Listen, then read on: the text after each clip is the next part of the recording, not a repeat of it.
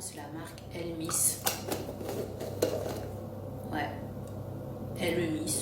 Il y en a un qui existe à la rose et je trouve qu'ils sont nettement meilleurs. Et aujourd'hui, regardez, il y a tout qui part.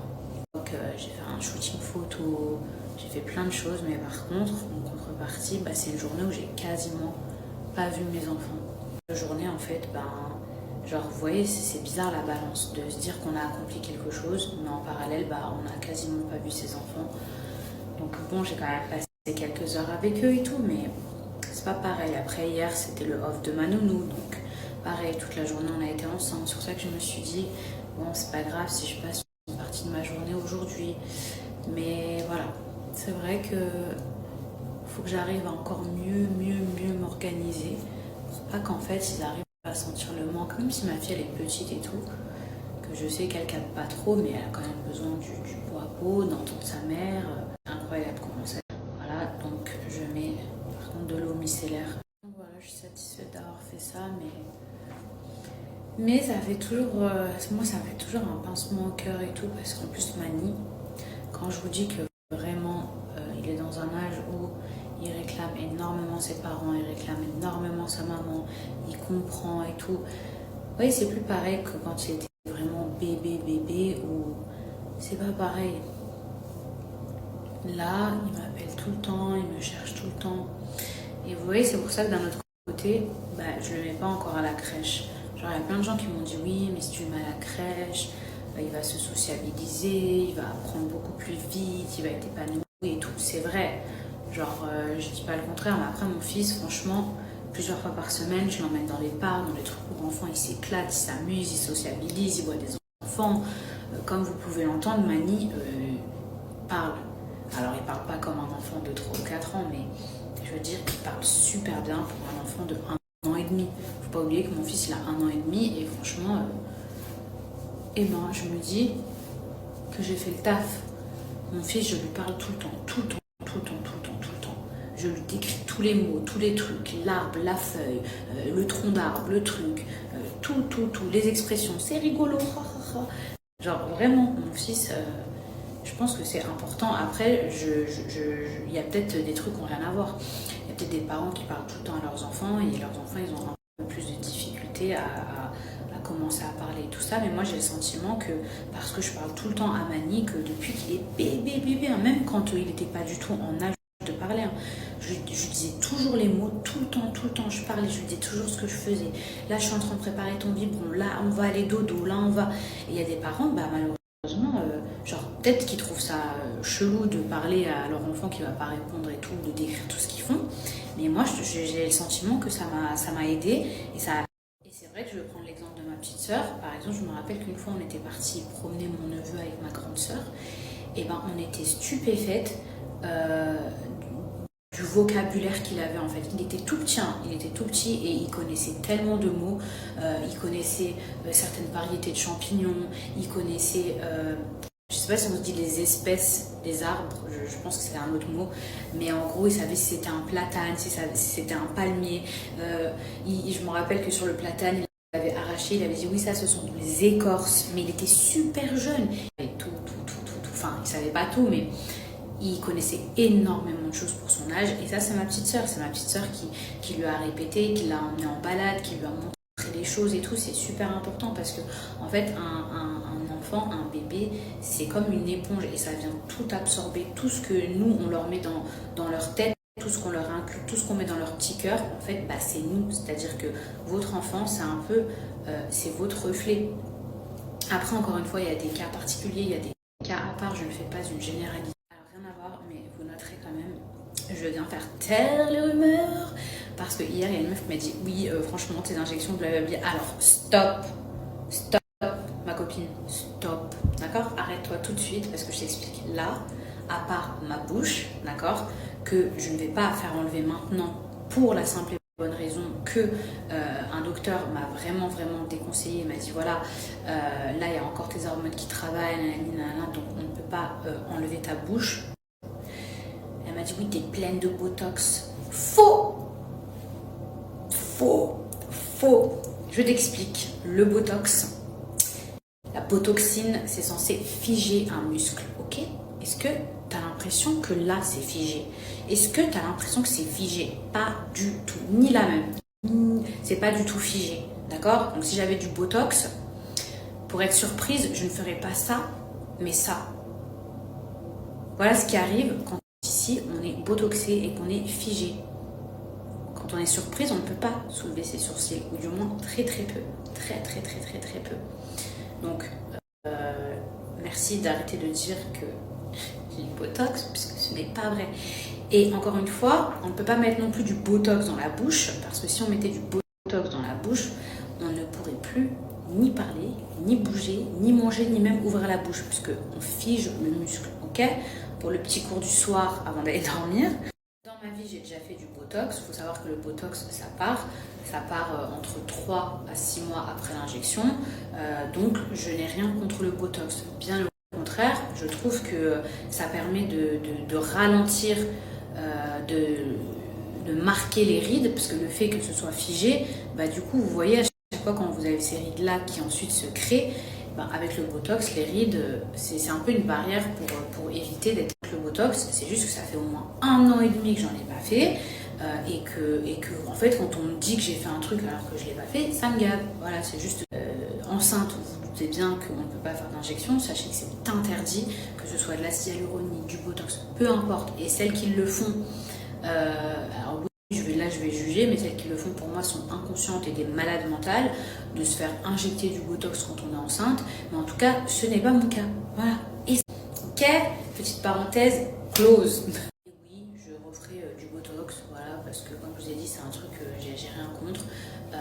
Mais là, actuellement, déjà, quand on vient d'accoucher, en fait, tout ne travaille pas bien normalement et tout ça. C'est pour ça que j'ai pas fait ma bouche, je l'ai pas fait enlever, parce qu'en fait ça risquerait de pas marcher. Donc si je venais à faire du Botox, ça risquerait de servir à rien. Et puis voilà, et puis de toute façon je me suis passée pendant 1 an, je suis pas morte, donc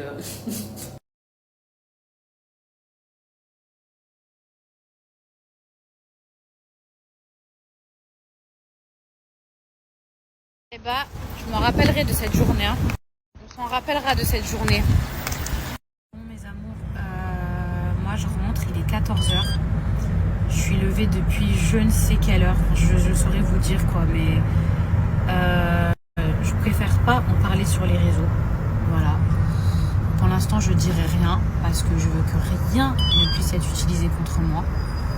Parce que je sais qu'il y a des gens qui n'attendent que ça.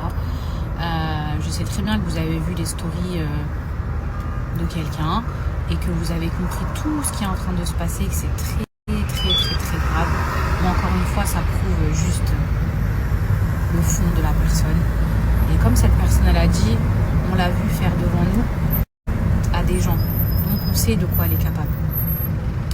Maintenant, moi, je place tout entre les mains de Dieu, entre les mains de la justice. Je décide de ne pas en parler sur les réseaux. Vraiment, mais vous m'avez tellement envoyé de messages. Moi-même, je suis choquée. Imaginez, je viens d'accoucher. C'est moi, on m'a fait du tort, on m'a fait du mal, on m'a volé, on m'a carotte. Et on veut encore me mettre plus bactère. C'est-à-dire, on veut me faire des problèmes ici alors que je viens d'accoucher, alors que j'ai des enfants. Mais bref, vous savez quoi,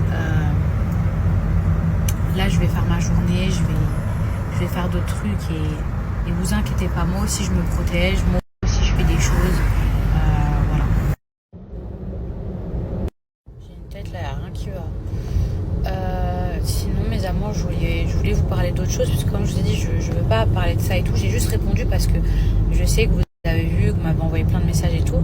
Là, je voulais vous parler d'un truc qui n'a rien à voir, qui est grave différent, mais franchement, c'est un truc dont j'ai envie de vous parler parce que ça me touche vraiment. J'ai vu une interview de Loana chez Samzira. Elle m'a fait tellement de la peine. Vous savez, cette femme, moi je vous dis la vérité, Loana, elle me touche trop. Déjà parce que c'est une femme qui est tellement douce, elle est tellement gentille. Moi je peux dire ça parce que je l'ai rencontrée. Elle était venue à l'époque dans Les Anges. Et c'est une femme, on peut pas lui faire du mal. Je vous dis la vérité, on peut même pas avoir une parole mauvaise sur elle parce qu'elle est tellement gentille, elle a tellement pas de vices. Je sais pas comment vous expliquer que. Et je vois un acharnement sur elle sur les réseaux sociaux. Déjà, elle a perdu énormément de poids. Moi qui suis actuellement en plein régime, genre je sais à quel point c'est difficile de perdre du poids. Alors imaginez elle d'où elle revient, même la vie qu'elle a eue, etc. Les réseaux sociaux sont parfois tellement méchants. Mais vous savez ce qui me choque le plus? Déjà la méchanceté des gens sur les réseaux sociaux, enfin, moi parfois je le vis et tout, donc voilà.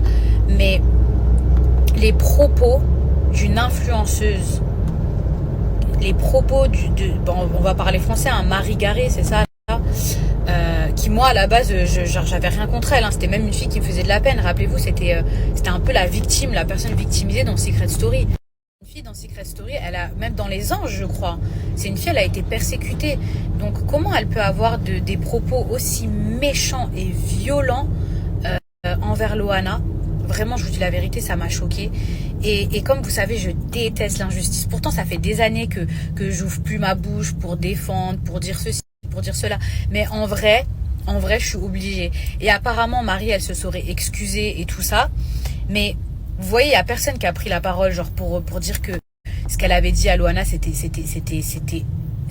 honteux. Et en plus, cette personne-là, elle dit qu'elle est dans le corps médical et tout, normalement, elle aide les gens. Donc, Loana, peu importe. Moi je juge pas, je la diagnostique pas, moi je suis pas médecin. Juste je vois une femme en détresse et qui me fait de la peine et qui essaye de se relever, qui essaye tant bien que mal, qui combat ses démons, qui essaye de... Ça se voit que cette femme-là, elle souffre. Donc le pire qu'on puisse faire, c'est essayer de l'écraser quand elle essaye de se relever. Cette femme-là, faut la soutenir. Même le nombre de commentaires que je vois où les gens ils sont... Je sais pas, genre arrêtez de... Qu'est-ce que vous, ça vous procure, les gens qui viennent lâcher des sales commentaires? Qu'est-ce que ça vous fait du bien d'être méchant avec une personne qui va déjà mal? Ah, ça me dégoûte. Ces gens-là, ils me dégoûtent. Mais alors, en réalité, c'est tellement moche, surtout venant d'une personne qui elle-même a été victimisée dans le passé, a subi un harcèlement, un acharnement. C'est tellement pas beau. Et donc voilà, c'était des trucs que j'avais envie de vous dire et que parfois, eh ben vous savez quoi, vous avez tous un téléphone, vous regardez et tout, une parole gentille, un petit message, un petit commentaire, ça fait tellement du bien. Genre être mauvais, est-ce que ça procure quelque chose de bien? Ah, j'ai laissé un sale commentaire, nanana, mais je pourrais vomir tellement je trouve ça ignoble. Bref, j'étais obligée d'ouvrir ma bouche parce que vous savez que j'ai toujours détesté l'injustice. Toujours. D'ailleurs, c'est pour ça que je me suis fait virer des Anges, rappelez-vous. Hein, parce que je suis pas partie de moi-même, hein, je me suis fait virer, hein, vous le savez très bien, dans les Anges 8 parce que je défendais Aurélie Preston, parce que je m'embrouillais avec Raphaël Pépin, vous le savez. Enfin, on va pas revenir sur des trucs d'il y a 10 ans en arrière. Mais voilà, parce que j'ai toujours détesté l'injustice. Et là, je suis chez moi, je suis maman, et je vois quoi, les paroles de l'autre. Et même, de toute façon, ça faisait déjà plusieurs semaines que je voyais des trucs sur le compte de Loana où les gens ils étaient trop méchants et tout. Donc du coup, je me sentais obligée de prendre la parole parce qu'il y a un moment donné, stop. En fait, déjà, vous gagnez rien à être méchant. Au contraire, franchement, je me demande comment vous faites pour vous regarder dans un miroir ou faire une bonne action dans la journée. Soyez gentil, que ce soit avec votre entourage, que ce soit avec des gens qui sont plus faibles et tout. Genre, il y a aucun profit, il y a aucune satisfaction, il y a aucune fierté à rabaisser quelqu'un qui est déjà à terre. Allez encourager une personne qui ne va pas bien. Alors voici ce que j'ai pris pour ma fille aujourd'hui. J'ai pris le blanc parce que je le trouvais trop joli. Et vous voyez la couleur blanc. Et j'ai pris ça. Les filles, c'est ici que j'avais acheté. Vous voyez son ensemble, sa tête de lit, tout ça. Les filles, je viens de rentrer à la maison. J'aimerais bien passer du temps avec mes enfants. Aujourd'hui, ça a été une journée... Bon, je ne vais pas rentrer dans les détails. Mais voilà, là, j'ai besoin de passer du temps avec ma famille plutôt que de me consacrer à des gens qui essaient de me faire des problèmes, en tout cas. J'ai un autre... Ouais. Et ma fille.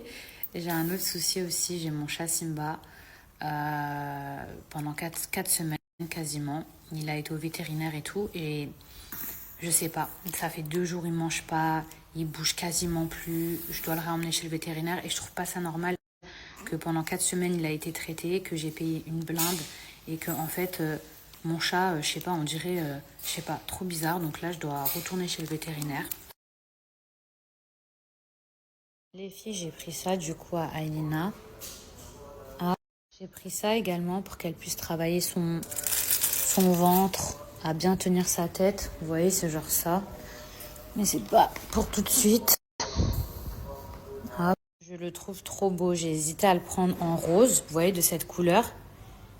Mais je sais pas, blanc, j'aimais trop.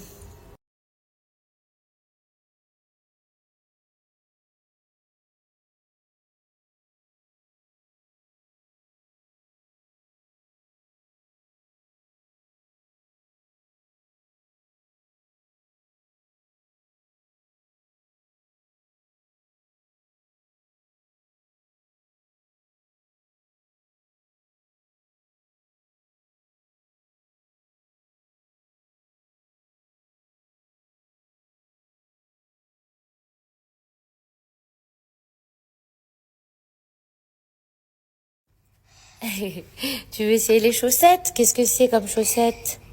Avec... Ah, mon bébé. J'ai pris ça pour Ailina. Bon, il y avait soit la taille newborn, soit 3 mois. On verra si ça lui ira. Ah, les filles, voilà ce que j'ai pris pour mes bébés. Donc ça, c'est pour Mani. Ça, c'est pour Ailina. Mais bon, il n'y avait pas 1 mois. Donc, je sais pas du tout si ça lui ira. Des petites paires de chaussettes aussi. Moi, les filles, je me suis pris ça en pantalon. Et j'ai pris ça en haut. J'ai pris ça pour mon mari. C'est vraiment trop moche. Mais bon, c'est les pyjamas de l'hiver de Noël. Et comme j'aime trop le film Le Grinch, bah du coup j'ai pris un pyjama. Les filles, là j'ai pris une couverture, mais vraiment spéciale Noël, voilà.